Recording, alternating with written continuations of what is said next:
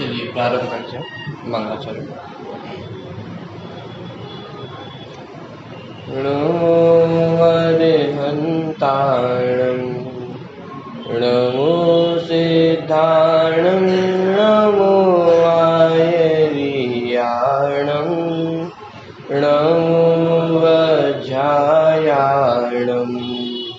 नमो लोये सवसाहुणं। मङ्गलं भगवान् वीरो मङ्गलं गौतमो गणी मङ्गलं कुन्दे कुन्दादो जैन धर्मोऽस्तु मङ्गलम्। सर्वमङ्गलमाङ्गल्यं सर्वकल्याणकारकं प्रधानं सर्वधर्माणां जैनं जयतु शासनम्।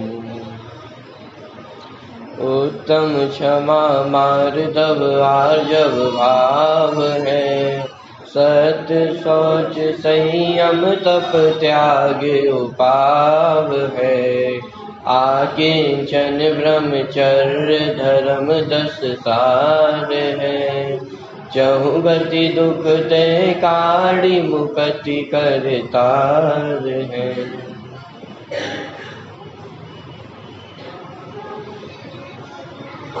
दस लक्षण पर्व के अंतर्गत आज तीसरा दिन है।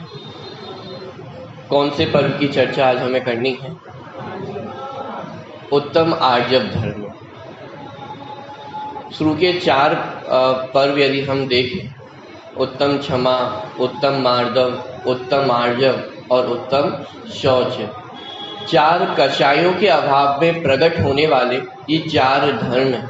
क्रोध के अभाव में क्षमा प्रकट होती है, मान के अभाव में मार्दव धर्म प्रकट होता है, लोभ के अभाव में शौच धर्म प्रकट होता है। उसी तरह माया कषाय के अभाव में प्रकट होने वाला जो धर्म है उसका नाम है उत्तम आर्जव।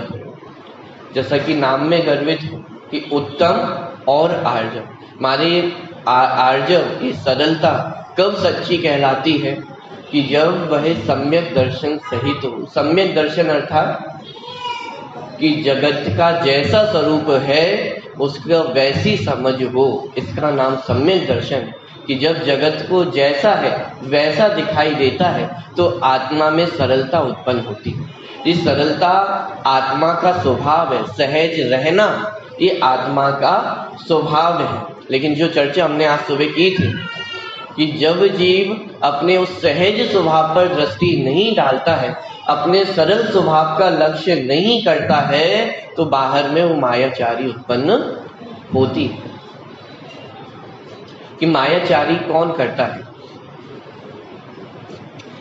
जैसे किसी व्यक्ति को अपना काम निकालना हो तो 2 तरीके से काम निकाले जा सकते हैं। यदि बलवान व्यक्ति हो, ताकतवर व्यक्ति हो, तो वो तो मात्र अपनी आंख दिखा करके भी काम करवा लेगा कि अरे कोई काम करने की जरूरत नहीं है, मैं बोल दूंगा काम हो जाएगा। माने बलवान व्यक्ति हो तो वो अपनी ताकत का प्रयोग करके क्रोध के माध्यम से अपना काम निकाल सकता है। लेकिन जो कमजोर व्यक्ति होता है वो क्या करता है कि वो मायाचारी का प्रयोग करता है कि अब बल तो है नहीं, डायरेक्ट तो कुछ कह सकता नहीं है, तो क्या किया जाए। कि वो मायाचारी का प्रयोग करता है, छल कपट का प्रयोग करता है कि किसी भी प्रकार से मेरे प्रयोजन की सिद्धि हो जाए। कि उस सिद्धि के लिए क्या करता है कि वो छल का प्रयोग करता है। ताकत तो है नहीं, इसलिए वो छल का प्रयोग करता है। आपस में लोगों को भिड़ा देता है। 2 शत्रु हो, अब दोनों बलवान हो तो उनसे डायरेक्ट तो भिड़ने जा नहीं सकता है। एक के सामने भी जाएगा तो अपने खुद ही पिट के आ जाएगा। तो क्या करता है कि उन दोनों को भिड़ा देता है आपस में। माने कमजोर व्यक्ति ही मायाचारी करता है। तो फिर ये विचार करने योग्य है कि यदि हमारे जीवन में मायाचार है और मायाचार करके हम अपने आप को क्या समझते हैं कि मैंने कोई बहुत बड़ा तीर मान लिया है, बड़े बड़े लोगों से काम नहीं और जो मैंने कर दिया। अरे समझते नहीं हो, थोड़ा तेज बनना पड़ता है। कि अरे वो तेज बनना पड़ता है या वो आत्मा के सरल स्वभाव का घात हम करते हैं, कि वो मायाचारी कमजोर व्यक्ति कर, तो क्या नुकसान हो गया? आखिर काम तो बन गया ना उसका। ये मायाचारी नहीं करता तो उसका काम कैसे बनता? इस दुनिया में रहना संभव कैसे होगा यदि मायाचारी नहीं करेंगे? थोड़ा छल कपट तो करना ही पड़ता है ना, कि अरे हम किस भ्रम में हैं। अभी हमें ये लगता है कि कषायों के माध्यम से मेरा कार्य होता है, लेकिन विचार करके देखें कि जो कार्य हुआ है वो पुण्य के उदय से होने वाला कार्य है, हमारे माया से वो कार्य हो जाता हो ऐसा नहीं। मायाचारी तो इस दुनिया में जन जन करता है, हर क्षण क्षण करता है, लेकिन कितनों की प्रयोजन सिद्धि होती है? अरे दूसरे लोगों की छोड़ो, हम अपने जीवन में कितनी मायाचारी करते हैं, और क्या हर छल कपट से हमारे प्रयोजन की सिद्धि हो जाती? कि जहां सिद्धि हो जाती है तो बड़ा चढ़ाकर बोलते हैं कि अरे देखो मैंने ऐसा किया था, वो काम बन गया। अरे तुम ऐसे ही लगे हुए थे, मुझसे बोलते ना मैं काम करवा देता। कि अरे समझते नहीं हो, जैसे सरकारी कार्यालय होते हैं, अब वहां पे काम करवाना तो बहुत टेढ़ी खीर है, कैसे काम करवाए जाए। ये अपने ग्रुप में कोई ना कोई एक ऐसा व्यक्ति होता है जो इन कामों में बहुत एक्सपर्ट होता है, कि अरे उनके पास चले जाना, वो सब करवा देंगे। कि क्या करवा देंगे? कि वो छल कपट के माध्यम से, मायाचारी के माध्यम से वो आपके प्रयोजन की सिद्धि करवा देंगे। लेकिन विचार करके देखें कि हमारे जो प्रयोजन की सिद्धि होती है वो हमारे करने से हुई है या पुण्य का उदय था इसलिए वो हुई। जैसे बच्चे होते हैं ना, हॉस्टल वगैरह में रहते हैं, अपने स्कूल के दिन याद आए, अरे मैंने वार्डन को बहुत अच्छा बुद्धू बनाया है, आज मेरा स्कूल जाने का मन नहीं था, तो ऐसा बुद्धू बनाया उसको कि वो मेरी बातों में आ गया। होता है या नहीं? अपने अपने बचपन के दिन आप याद करें, स्कूल जाने नहीं जाना हो, बहाना बना दिया, तो मम्मी बहुत तेज पेट दर्द हो रहा है। क्या है ये? अच्छा, जिस दिन मम्मी नहीं माने उस दिन तो स्कूल जाना पड़ता है, और जिस दिन कदाचित मान जाए तो अपना हीरो बन जाता अपने ग्रुप में। अरे तुम्हें क्या पता, मुझे पता है, स्कूल नहीं जाना हो तो मुझसे आके 2-4 ट्रिक सीख के चले जाना, मैं बता दूंगा। बड़े होते हैं तो वो बड़ों जैसी ट्रिक हम सीख जाते हैं। जिस अवस्था में होते हैं वहां हम मायाचारी करना सीख जाते हैं। माने अपने प्रयोजन की सिद्धि करना हो तो प्रयोजन की सिद्धि करने के लिए हम जो कुछ भी छल कपट करते हैं उसका नाम मायाचार है।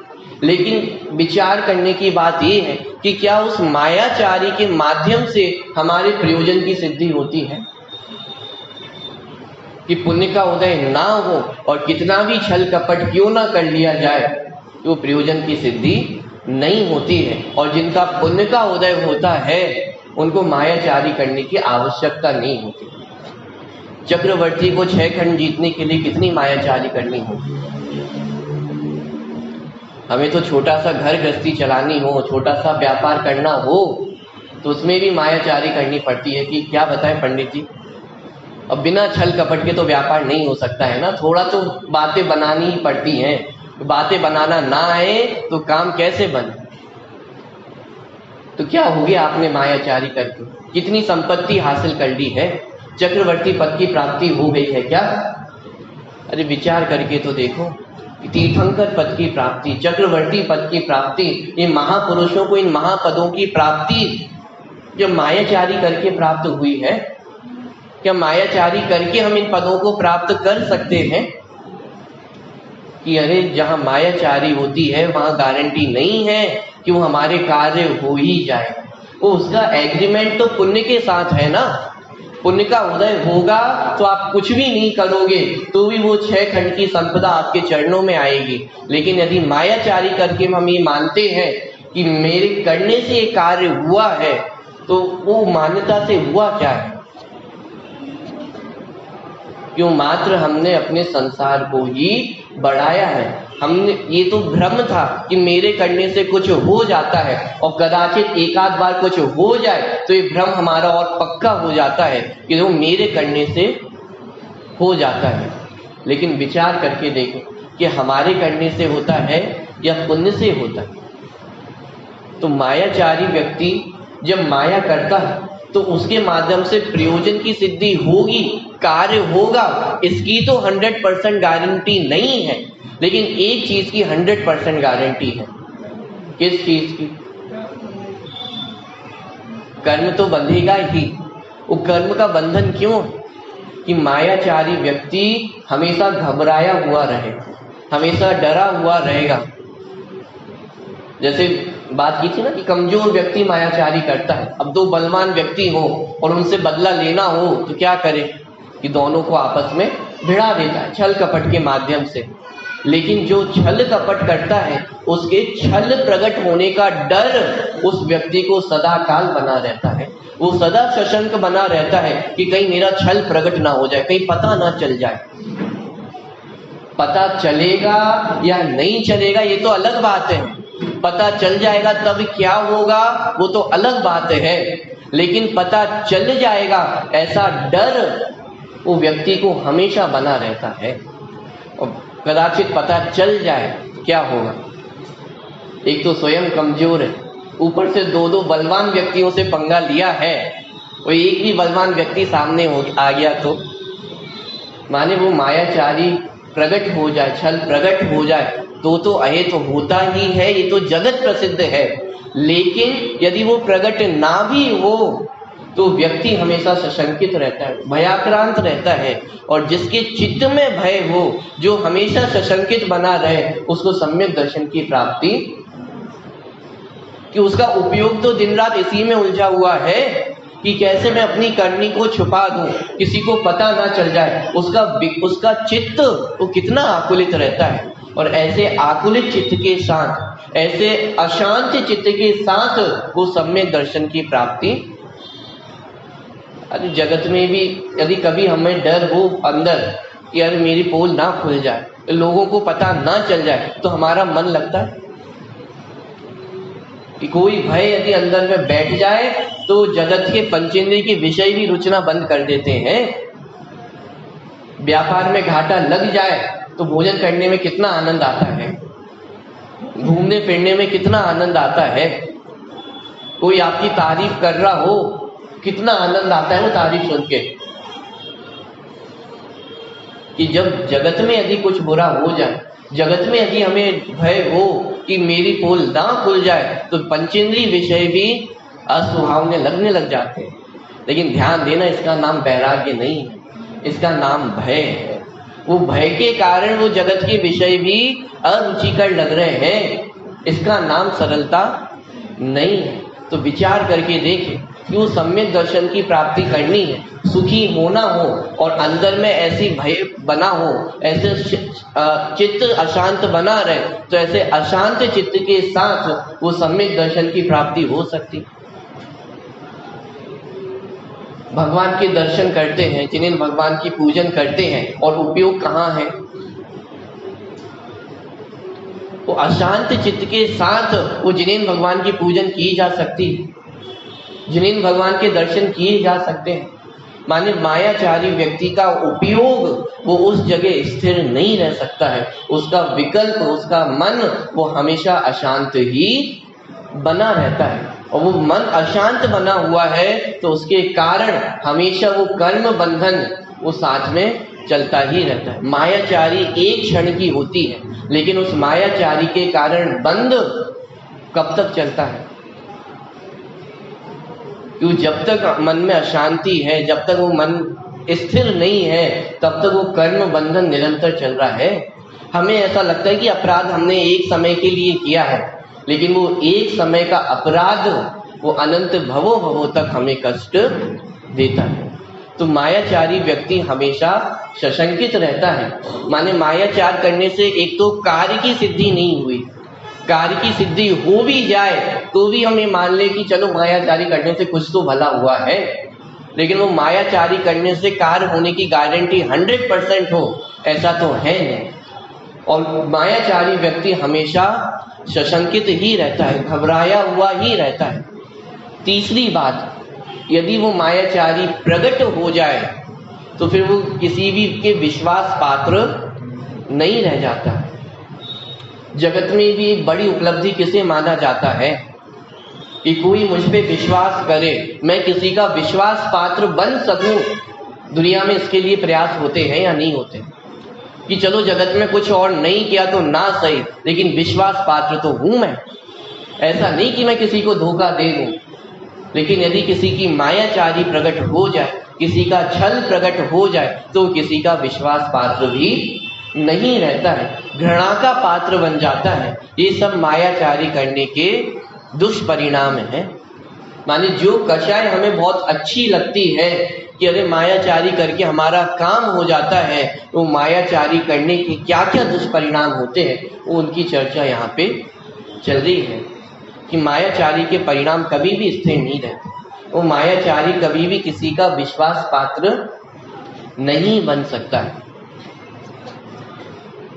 तो इस मायाचारी के अभाव में प्रकट होने वाला जो धर्म है उसका नाम क्या है? उत्तम आर्जव धर्म। माने सरलता होना। जहाँ छल कपट होगा वहाँ आत्मा में सरलता नहीं हो सकती है। उत्तम आर्जव धर्म को समझाने के लिए कुछ पंक्तियां बहुत प्रसिद्ध हैं। पूजन में भी वो पंक्तियां हम पढ़ते हैं। जब भी 10 अक्षर पढ़ की पूजन करते हैं तो पूजन में पंक्तियां भी हम पढ़ते हैं। ये पंक्तियां कौन सी हैं? आर्जव धर्म को समझाने के लिए किन पंक्तियों का प्रयोग किया जाता है? कपट न कीजे कोय, चोरन के पुर ना बसे, सरल स्वभावी होए, ताके घर बहु संपत। कि मायाचारी करने से क्या मिल जाएगा? चोरों के गांव नहीं बसा करते हैं कि चोरी करके क्या हो जाएगा, उछल कपट करके क्या हो जाएगा, राजा महाराजा बन जाओगे क्या? कि चोरों के गांव नहीं बसा करते हैं, हमेशा सशंकित रहते हैं, भयाक्रांत रहते हैं। उत्तम आर्जव रीति बखानो, रंचक दगा बहुत दुखदानी, मन में होए सो बचन उचरिए, बचन होए सो तन सो करिए। माने उत्तम आर्जव धर्म क्या है कि जो मन में हो वो वचन में कह देना, और जो वचन में हो वो तन में कर देना। माने जैसा मन में आया हो वैसा बोल देना, जैसा बोला है वैसा कर। कि इसका नाम क्या है? कि उत्तम आर्जव धर्म है। कि भाई मैं तो बहुत स्पष्टवादी व्यक्ति हूँ कि जो मन में होता है वो मैं स्पष्ट कह देता हूँ और वही करता हूँ। कि ऐसा नहीं कि मन में कुछ हो और वचन में कुछ और हो और काया में कुछ और हो। क्या मात्र इतने का ही उत्तम आर्जव धर्म है? विचार करके देखें। किसी के मन में हिंसा का परिणाम आए और वो हिंसा के परिणाम जैसे हुए, जो मन में हिंसा का परिणाम आया है वही हिंसात्मक वचन किसी ने बोल दिए और काया में भी वो हिंसा कर दी, तो उत्तम आर्जव धर्म हो गया या नहीं? हो गया ना। मन में होए सो वचन उचरिए, वचन होए सो तंतु करिए। कि जैसा मन में आया वैसा वचन में कह दिया और वैसा ही हमने अपनी काया से प्रकट कर दिया है। तो इसका नाम उत्तम आर्जव धर्म होगा या नहीं होगा? पूजन में तो ये पंक्तियां लिखी है ना कि विचार करके देखें कि अरे जैसा मन में आया है वैसा कह देना और जैसा वचन में है वैसा काया में कर देना। ये बात किसके लिए लिखी गई है? ये उन मुनिराजों की बातें हैं जो जिनका उपयोग हमेशा आत्मा में ही स्थिर रहता है। दिन रात आत्मा का चिंतन, मृदु संभाषण में वही कथन, निर्ग्रंथ दिगंबर काया से प्रकट हो रहा अंतर्मन। ये पंक्तियां इसलिए लिखी गई हैं कि हम अपने मन को इतना पवित्र बनाएं कि वो जो मन में आए वो वचन में कह सके, जो वचन में हो उसकी काया में प्रकट कर सके। वो जीवन किसका होता है? वो वीतरागी संतों का, वो साधुओं का ऐसा जीवन होता है कि उनका क्या काम है कि दिन रात आत्मा का चिंतन। हमारी तरह नहीं कि दिन रात वो घर गृहस्थी की बातें चल रही हैं, व्यापार की बातें चल रही हैं, क्या कर दूं क्या नहीं करूं, कैसे सुखी हो सकता हूं, क्या हेर फार कर दूं। क्या हमारे तो दिन रात यही विकल्प है। तो बैंक बैलेंस कैसे बढ़ाया जाए, कि वो मेरी बात नहीं सुनता है, उसको अपनी बात कैसे मनवाऊं। कि उसने मुझे ऐसा कहा था, मैं भी देख लूंगा उसको एक दिन। कि दिन रात हमारी ऐसी बातें हमारे मन में चल रही हैं। लेकिन मुनिराजों के दिन रात आत्मा का चिंतन मृदु संभाषण में, वो भाषा में भी वही बातें आती हैं। जैसे कभी होता है आगम भैया से मिलता हूँ, अमन भैया से मिलता हूँ, तो सहज ही मंगलायतन की बातें शुरू हो जाती हैं। दादा ने एक उदाहरण दिया कि जैसे कोई अभी व्यक्ति अमेरिका से आया हो तो अमेरिका की बातें करता है, भोजन करने बैठ जाए तो अमेरिका में तो ऐसा भोजन होता है, कहीं घूमने जाए तो अमेरिका में तो हम वैसे घूमने जाया करते हैं, कोई गाड़ी दिखे तो अरे अमेरिका में तो ऐसी गाड़ियां होती हैं। होता है या नहीं होता? कि मुनिराज दिन रात कहाँ पे निवास करते हैं? क्यों दिन रात अपने आत्म स्वरूप में ही निवास करते हैं। दिन रात आत्मा का चिंतन, तो उनकी भाषा में भी क्या आएगा? तो आत्मा की ही बात आने वाली है। दिन रात उस सुख का वेदन करते हैं तो उनकी भाषा में भी क्या आने वाला है? उस सुख की ही बातें आने वाली है। बहुत बार ऐसा होता है, मानिए हम श्रावकों की कमजोरी कहें कि मुनिराजों के पास जब जाते हैं, उनके समीप जाते हैं, तो क्या चर्चा वार्तालाप करते हैं। बहुत बार तो ऐसा मतलब डायरेक्ट जाके प्रश्न सबसे पहले हम रखते हैं कि महाराज हमें पहचाना कि नहीं पहचाना, कि अरे आप तो पिछले चातुर्मास में हमारे गांव में आए थे। अरे ये तो दूर की बात, कोई तो अपने संबंध निकालने लग जाता है कि अरे आप हमारी मम्मी के पापा के पिता के ये वो है। क्या कर रहे हैं हम? कि जो मुनिराज दिन रात अपनी आत्मा के चिंतन में मग्न रहते हैं, हम उनसे जाकर के कौन सी बातें कर रहे हैं। बहुत बार ऐसा होता है, आदरणीय पंडित जी साहब का उदाहरण प्रसंग है कि जैसे नई किसी व्यक्ति की शादी हुई हो, नव दंपत्ति हो, सब आशीर्वाद लेने किसके पास जाना चाहिए? क्यों मुनिराज के पास आशीर्वाद लेने जाना चाहिए। कि क्या आशीर्वाद मिलेगा? कि साहब वो घर गृहस्थी अच्छी बनी रहे, जन्मों जन्मों तक 7 जन्मों का साथ बना रहे, आशीर्वाद हमें मिल जाए तो अब हम अपनी दंपत्ति जो नया जीवन है वो प्रारंभ कर सकते हैं। लेकिन विचार करके देखिए, तो मुनि भगवंतों से कौन सा आशीर्वाद मिलने वाला है?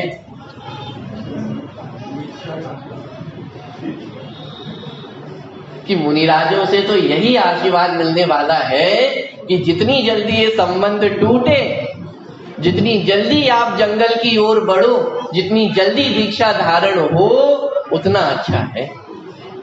कौन सा आशीर्वाद मिलने वाला है? हम जिन्हें भगवान के मंदिर में आकर के हम उनसे वांछा करते हैं कि हे भगवान मुझे किसकी प्राप्ति हो जाए, कि बाहर में वो घर गृहस्थी सुधर जाए थोड़ी, कि बच्चे मेरी आज्ञा मानने लग जाए, मेरा नौकरी लग जाए, मेरा सर्विस लग जाए, मार्क्स अच्छे आ जाए। कि जिन्हें भगवान के यदि आशीर्वाद एक बार लग गया तो घर गृहस्थी टिकने वाली है। ये तो अच्छा है कि उनका आशीर्वाद लगता नहीं है। माने विचार करने वाली बात है कि मुनिराजों का जीवन कैसा है कि दिन रात आत्मा का चिंतन मृदु संभाषण में वही कथन। कि उनकी वाणी में क्या आएगा?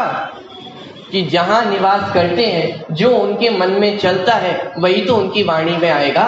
तो उनकी मन में क्या है कि दिन रात आत्मा का चिंतन, कि दिन रात मात्र आत्मा का ही चिंतन करते हैं, इसलिए उनकी वाणी में भी वही बातें आती हैं और उनकी निर्ग्रंथ काया से वही प्रकट भी होता है।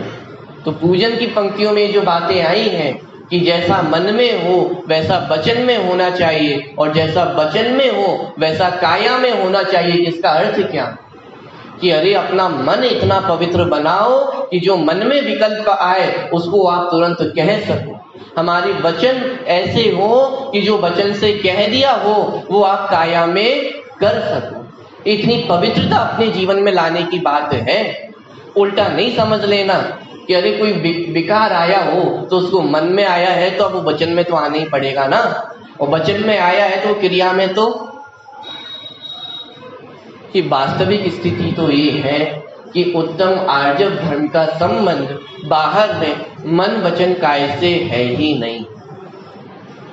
साहब कैसी बातें कर रहे हो? पूजन में तो स्पष्ट लिखा है ना कि पूजन में जो पंक्तियां कही गई हैं वो उत्तम आर्जव धर्म की नहीं है, वो उत्तम आर्जव धर्म की प्रगटता की बात है। दो अलग अलग बातें हैं, उत्तम आर्जव धर्म का होना और उत्तम आर्जव धर्म का प्रकट होना। कि ये आर्जव धर्म किसको समझाया जा रहा है? कि हम और आपको ही तो समझाया जा रहा है।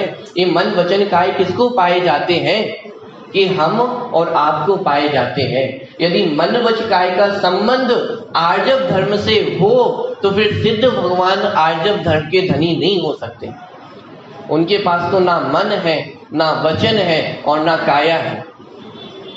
तो शर्त तो ये रखिए ना आपने कि जैसा मन में हो वैसा वचन में होना चाहिए और वैसा ही काया में होना चाहिए। सिद्ध भगवान के पास तो ना मन है, ना वचन है और ना काया है, तो उन्हें उत्तम आर्जव धर्म की प्राप्ति होगी या नहीं होगी? अरे प्राप्ति क्या होगी? सबसे उत्कृष्ट आर्जव धर्म किनको प्रकट है? सिद्ध भगवान को प्रकट है। मायाचारी की बात करें कि जैसा मन में है वैसा वचन में नहीं कहना और जैसा वचन में है वैसा काया में नहीं करना, ये मायाचारी है। तो फिर त्रियंच गति के जीव, वो एकेंद्रिय जीव मायाचार से रहित सिद्ध होगा। क्यों?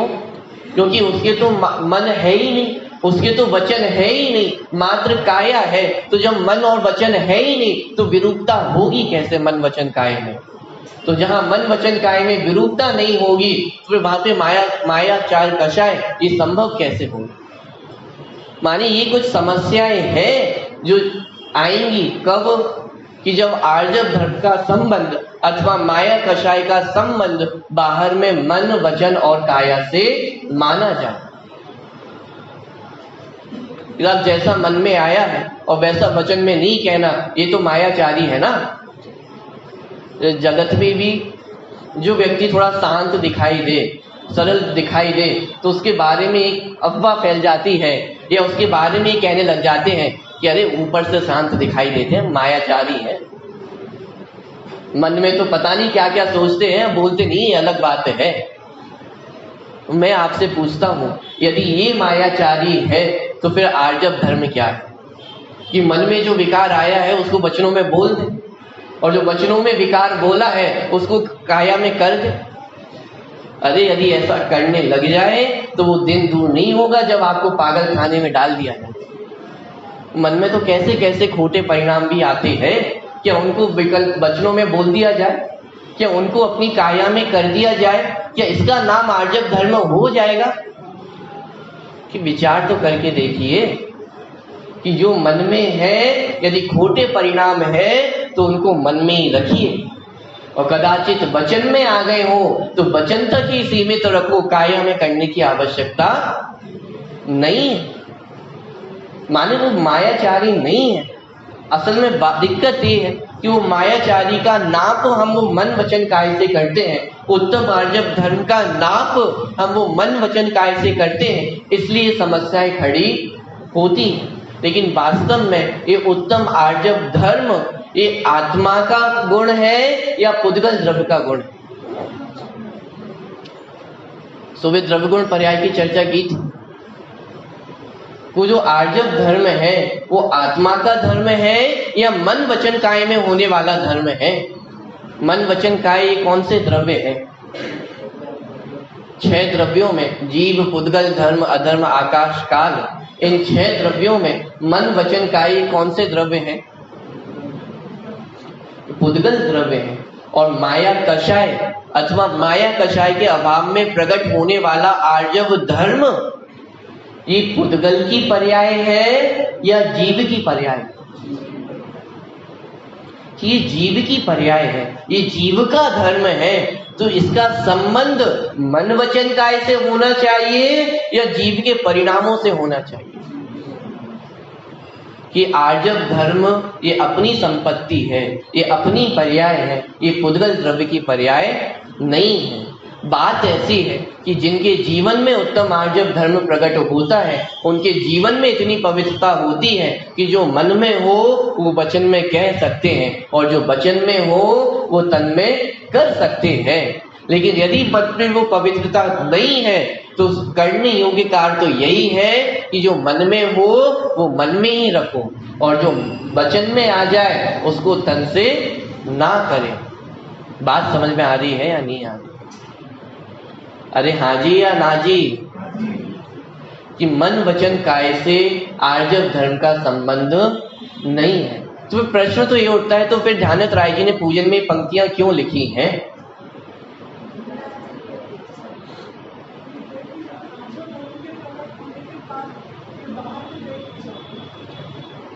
कि पंक्तियां इसलिए लिखी गई हैं क्योंकि यह आर्जव धर्म किसको समझाना है?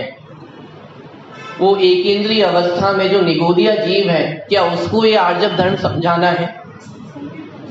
या जो सिद्ध अवस्था को प्राप्त हो गए हैं ऐसे जीवों को आर्जव धर्म समझाना है? वो आर्जव धर्म को समझने और समझाने की जो व्यवस्था है वो इस मनुष्य पर्याय में है और उस मनुष्य पर्याय में आर्जव धर्म की प्रगटता या अप्रगटता वो मन वचन काय से देखने में आती है। इसलिए यहाँ पे लिखा है कि जो मन में होए सो वचन उचरिए, वचन होए सो तन सो करिए। ये प्रगटता की बात है। आर्जव धर्म प्रकट होगा तो इस तरह से प्रकट होता हुआ दिखाई देगा, लेकिन इसका मतलब ये नहीं है कि मन में यदि विकारी परिणाम हो तो उनको भी वचनों में कह दिया जाए और जो वचनों से कहा हो उसको तन से भी कर दिया जाए। अरे बड़ी समस्या खड़ी हो जाएगी। जैसे छोटा सा बालक हो और उससे कोई गलती हो जाए तो माता गुस्से में क्या कह देती है कि एकदम नालायक है, मर जाए, क्या करें हम। जैसे कोई बालक हो और रात को बहुत देर से आए घर को लौट के, मान लो कहीं मूवी देखने गया हो और रात को बहुत देर से लौट कर आए और घर में घुसते ही वो माता ने क्या कहा, एक और देखा, इतना लेट आने का शौक है ना कि अब घर में आओ ही नहीं, बाहर ही रहो, एक और मूवी देख के आओ, जाओ। क्या मतलब हुआ इसका? कि जैसा वचन में है तो वैसा तन से करना चाहिए ना, यही तात्पर्य है ना। कि अरे इसका अर्थ ये है कि चुपचाप अपने कमरे में जाकर सो जा। ये कैसा अर्थ हो गया? वचनों में तो कह रहे हैं कि और एक और देख के आओ, अंदर आने की जरूरत नहीं है, नहीं कुछ नहीं कहेंगे हम, कुछ नहीं कह रहे, चले जाओ। क्या होगा यदि चला गया वो व्यक्ति, वो बच्चा चले गया तो क्या होने वाला है? एक माता तो बहुत मायाचारी है, कितनी मायाचारी करती है। वचनों में तो कह रही है कि चले जाओ और चले गए तो इतनी बुरी हालत की क्या बताऊं मैं। ये बहुत मायाचारी है, ये मायाचारी है। कि विचार करके देखिए कि मायाचारी किसका नाम, माने परिणामों में कुटिलता होना, परिणामों में वक्रता होना, उसका नाम मायाचारी है। और ये मायाचारी करके हमें लगता है कि मैं सामने वाले को जीत लेता हूं, लेकिन शांति से गंभीरता से विचार किया जाए तो हम धोखा दे किसको रहे हैं? सामने वाले को धोखा दे रहे हैं या स्वयं अपने आप को धोखा दे रहे हैं?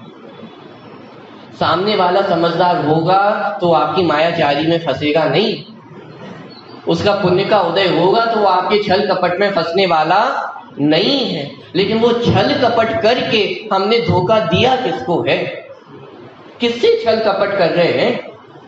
कि अरे हम अपने आप से छल कपट कर रहे हैं कि जो हमारा स्वभाव है उसकी ओर दृष्टि नहीं करते हैं, जो मेरे जानने देखने का स्वभाव है उसकी ओर दृष्टि करते नहीं है और अपने आप को पर द्रव्य का कर्ता मानते हैं। ये छल हमने किसके साथ किया है? शरीर की क्रियाओं से अपना धर्म मानना ये छल नहीं है। विचार करके देखना गंभीरता से। माने आज तो समस्या ये है कि धर्म पर के भी हम छल ग्रहण कर लेते हैं। वो देखो धर्म में लिखा है ना, एक द्रव्य दूसरे द्रव्य का कुछ नहीं करता। आज सुबह बहुत अच्छी चर्चा हमने सुनी थी कि एक द्रव्य दूसरे द्रव्य का कुछ भी नहीं करता है, इसलिए आलू खा सकते हैं या नहीं खा सकते? वो आलू में रहने वाले जो अनंत जीव हैं, उनको मारने वाला तो मैं हूं नहीं। वो अनछना जल का सेवन कर सकते हैं या नहीं कर सकते हैं? उज्जैन भगवान के दर्शन करना चाहिए या नहीं करना चाहिए? तो जिनवाणी में तो लिखा है ना, एक द्रव्य दूसरे द्रव्य का कुछ भी नहीं करता। गुरुदेव श्री का एक प्रसंग आता है, माने शिविर लगा करते थे सोनगढ़ में, तो वहां पे एक व्यक्ति था, वो भी शिविर में आया हुआ था। तो उसके घर से एक पत्र आया। वो पत्र में ये लिखा था कि आपकी जो माताजी है वो बहुत गंभीर रूप से बीमार है और जितनी जल्दी हो सके आप घर पर वापस लौट आइए। वो बड़े हॉल में सब उनका निवास था, सबने देखा भाई पत्र आया, तो उत्सुकता तो होती है, मन में एक जिज्ञासा तो होती है कि भाई क्या पत्र आया है, क्या लिखा है। तो लोगों ने भी उनसे पूछा कि भाई क्या पत्र आया है, क्या खोज खबर है घर की। तो उसने बताया कि भाई ऐसी ऐसी बात है, माताजी बीमार है और मुझे घर पे आने को बोला है। तो फिर एक व्यक्ति ने पूछा कि भाई कब जा रहे हो, फिर कब घर जाने की टिकट हो रही है? बोला मैं तो नहीं जा रहा हूँ, कि अभी यहाँ पे इतना अच्छा धर्म का समागम मुझे प्राप्त हुआ है, गुरुदेव श्री की वाणी सुनने को मिल रही है, और इसको छोड़ करके मैं घर जाके क्या करूंगा? निज आयु क्षय से मरण हो, यह बात जिनवर ने कही, और निज आयु से जीवित रहे, यह बात जिनवर। तो इसमें मैं क्या कर सकूंगा? जीवित रहना होगा तो जीवित रहेंगी, और आयु पूर्ण होनी होगी तो आयु पूर्ण होगी, कि मैं घर जाके क्या करूंगा? ये पूरी बात हुई, और ये प्रसंग फिर गुरुदेव के पास भी पहुंचा कि ऐसी ऐसी बातें हैं। एक व्यक्ति है, उसकी माता बीमार है, लेकिन फिर भी वो घर नहीं जा रहा है। तो गुरुदेव श्री ने उसको भरी सभा में वहां पे उठाया कि ये गुरुदेव श्री वही गुरुदेव श्री हैं जो 1 मिनट पहले यही बोल रहे थे कि एक द्रव्य दूसरे द्रव्य का कुछ भी करने वाला नहीं है। ये वही गुरुदेव श्री है जो ये बोल रहे थे कि परम कर्तृत्व की मान्यता ये मिथ्यात्व है, और उन्होंने उस भरी सभा में उस व्यक्ति को उठाया और घर वापस जाने को कहा कि क्या हो जाएगा घर वापस जाके। ये जिनवाणी से हम कहीं छल तो ग्रहण नहीं कर रहे, एक द्रव्य दूसरे द्रव्य का कुछ नहीं करता है, ये बात पढ़ करके कहीं हमने छल तो ग्रहण नहीं किया, कहीं इसके माध्यम से हमने ये तो नहीं समझ लिया है कि मैं आलू का सेवन कर सकता हूँ, अवक्ष पदार्थ का सेवन कर सकता हूँ, बाहर में अन्याय अनीति अनाचार कर सकता हूँ। क्यों? क्योंकि एक द्रव्य दूसरे द्रव्य का कुछ भी नहीं करता है ना। गुरुदेव जी ने बहुत सुंदर बात कही कि जो व्यक्ति अपने माता पिता के प्रति राग नहीं कर सकता है, वो जिनवाणी माँ की सेवा क्या करेगा? जो अपनी माता पिता की सेवा में तत्पर नहीं हो सकता है, उससे हम क्या उम्मीद लगाएं कि वो जिनवाणी माँ की सेवा करेगा? इसको यदि मैं ऐसा कहूं कि थोड़ी सी विपरीत बात लग सकती है, लेकिन बहुत ध्यान से समझने वाली बात है कि जो सच्चा रागी होता है वही वीतरागी हो सकता है। क्या कहा? ये तो बिल्कुल ही विपरीत बात हो गई है कि राग से भिन्न अपने आप को देखना है या रागी बनना है। ये कैसी बातें कर रहे हो? विचार करके देखिएगा बहुत शांति से, बहुत गंभीरता से। मानी जरा सी भी यदि यहाँ पे चूक हो जाए तो महा अनर्थ भी हो सकता है। बहुत शांति से विचार करके देखिएगा, तीर्थंकर पद की प्राप्ति किसको होती है?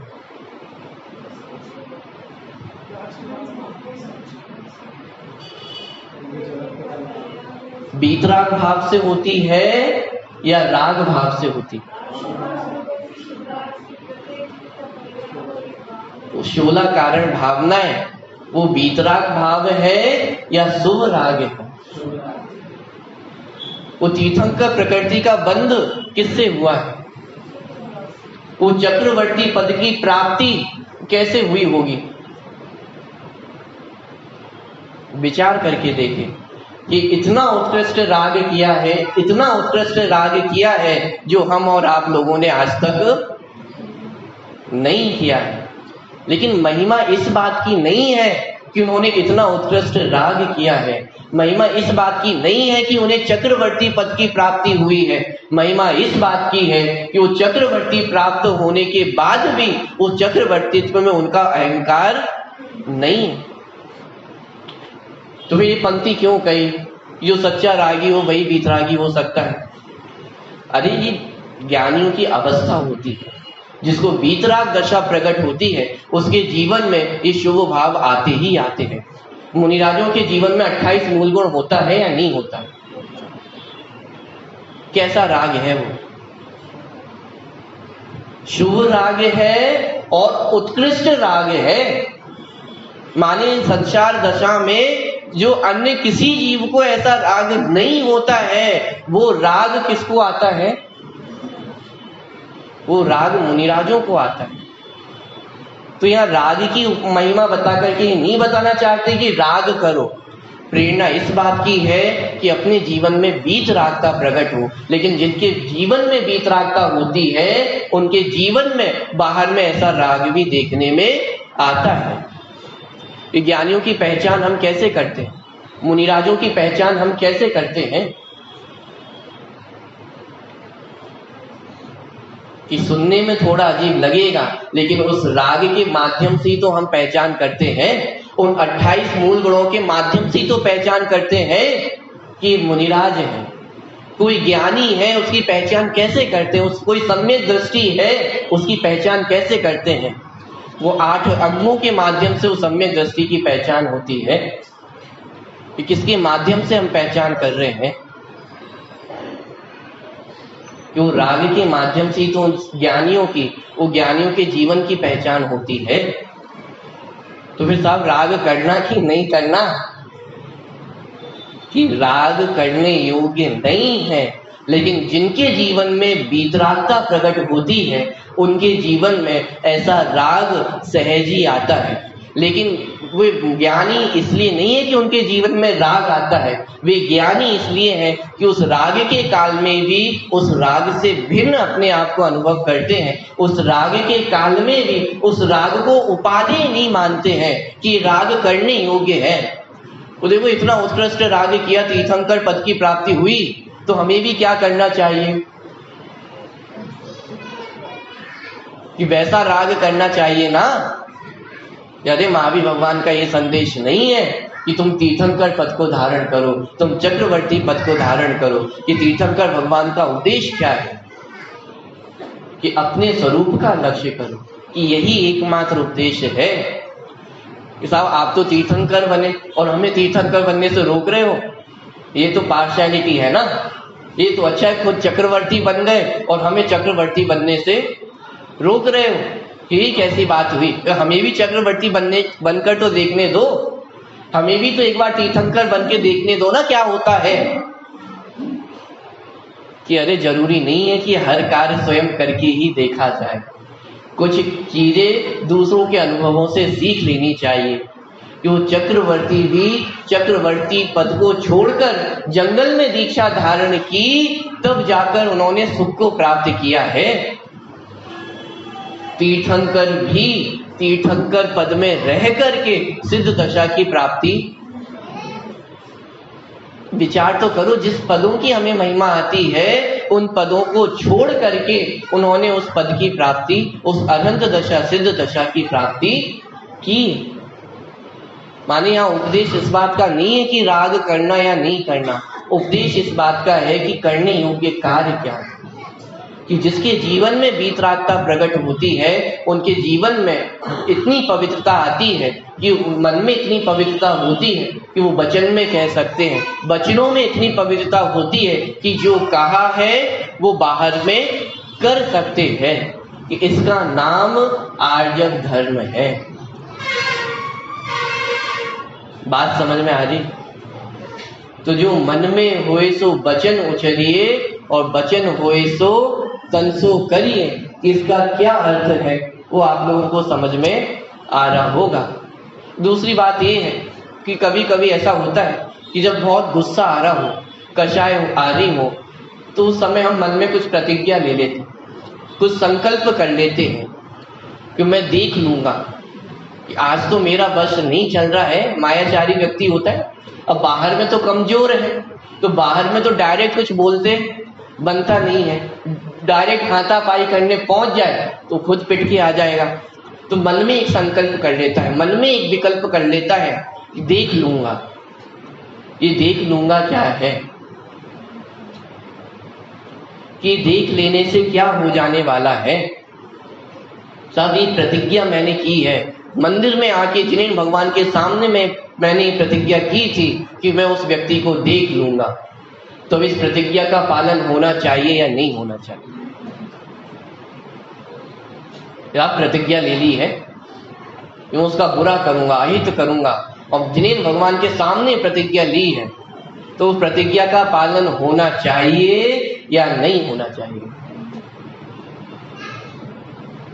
साहब टोडरमल जी ने लिखा है कि प्रतिज्ञा ना ले तो एक बार चल जाए, लेकिन प्रतिज्ञा लेकर के उसको भंग करने का दोष बहुत है।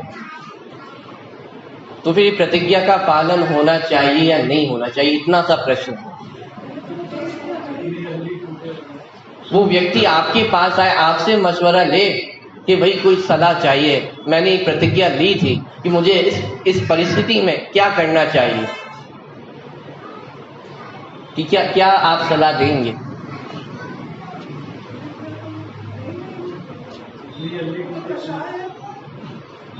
कि अरे प्रतिज्ञा जितनी जल्दी भंग हो उतना अच्छा है, क्योंकि ये प्रतिज्ञा लेने वाला वो कषाई व्यक्ति था, वो कषाय चली गई तो वो प्रतिज्ञा भी नहीं रही।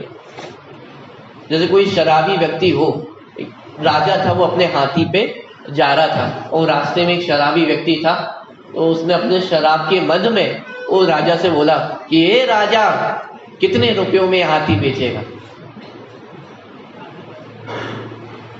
तो वो राजा ने क्या किया, अपने सिपाहियों को बोला कि बंदी बना दो इस, अभी तो पिया हुआ है, चढ़ी हुई है, सुबह इससे अपन मुलाकात करेंगे। तो सुबह आया, राज दरबार में उसको उपस्थित किया गया और वो रात भर उसकी अच्छी खातिरदारी हुई थोड़ी, तो जितनी वो रात भर में चढ़ी हुई थी वो सुबह तक पूरी उतर चुकी थी। अब राजा ने फिर उससे प्रश्न किया कि क्यों भाई, कितने रुपए में हाथी लोगे? वो व्यक्ति क्या बोला कि अरे महाराज, कि वो जो हाथी लेने वाला था वो तो चला गया है। कि क्या मतलब हुआ कि जिसने वो बात कही थी, जिसने वो आपसे प्रश्न किया था कि वो व्यक्ति मैं नहीं हूं, वो मदिरा के नशे में, उसके मद में वो बात कही गई थी, वो मदिरा का नशा उतर चुका है, अब मैं वो व्यक्ति नहीं हूं। ऐसी कषाय में ली गई प्रतिज्ञा जितनी जल्दी भंग हो जाए उतना अच्छा है। इतिहास उठा के देखें, पुराण उठाकर देखें, इन प्रतिज्ञाओं के कारण क्या कुछ नहीं हुआ है। पूरी रामायण घट गई किसके कारण? ये वो प्रतिज्ञा ले ली थी। रक्षाबंधन की कथा, वो पूरी घटना क्यों हुई, उसका मूल कारण क्या था? तो राजा ने प्रतिज्ञा, वो संकल्प दे दिया, वचन दे दिया कि जो मांगना है मांग लो। कि अरे ऐसी प्रतिज्ञाएं जितनी जल्दी भंग हो उतना अच्छा है। कषाय में ली गई प्रतिज्ञा का पालन करना आवश्यक नहीं है, क्योंकि वो प्रतिज्ञा मैंने नहीं ली थी, वो कषाय ने प्रतिज्ञा दिलवाई थी, वो क्रोध ने प्रतिज्ञा दिलवाई है, वो मान ने प्रतिज्ञा दिलवाई है, वो प्रतिज्ञा लेने वाले हम नहीं। तो जितनी जल्दी छूटे उतना अच्छा है। अन्यथा रामायण घटती हुई, वो रक्षाबंधन की घटनाएं घटती हुई, वो कम नहीं है। माने कषाय में ली गई प्रतिज्ञा, कषाय में लिया हुआ संकल्प, वो पूरा करने की आवश्यकता नहीं है। वो प्रतिज्ञा तो जितनी जल्दी भंग हो जाए, जितनी जल्दी टूट जाए उतना अच्छा है। इस प्रकार हम देखते हैं कि मार्जव धर्म कब प्रकट होता है कि जब आत्मा में सरलता उत्पन्न होती है। और वो सरलता कब उत्पन्न होती है कि आज से मैं मायाचारी करना बंद कर दूंगा, कि आज मैं प्रतिज्ञा लेकर जाता हूं कि आज के बाद मैं कभी भी छल कपट नहीं करूंगा। मायाचारी हमारे जीवन से चली जाएगी।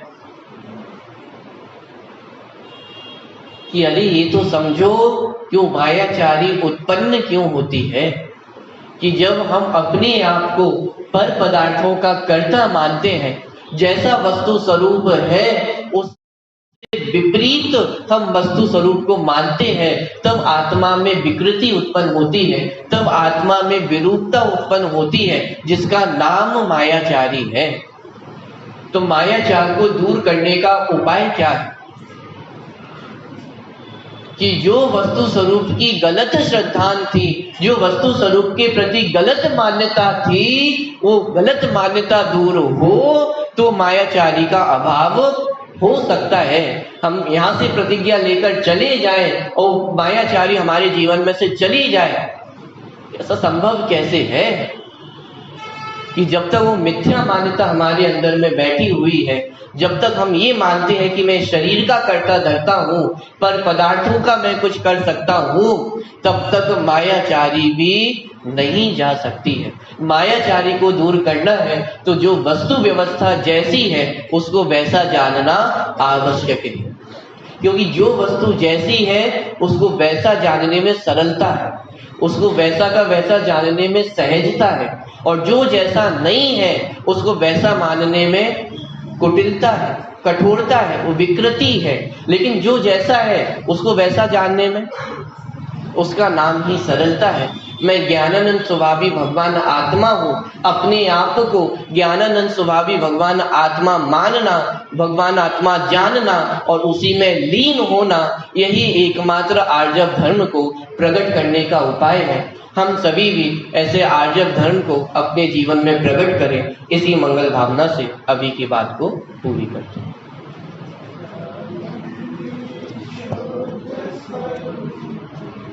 अविनाशी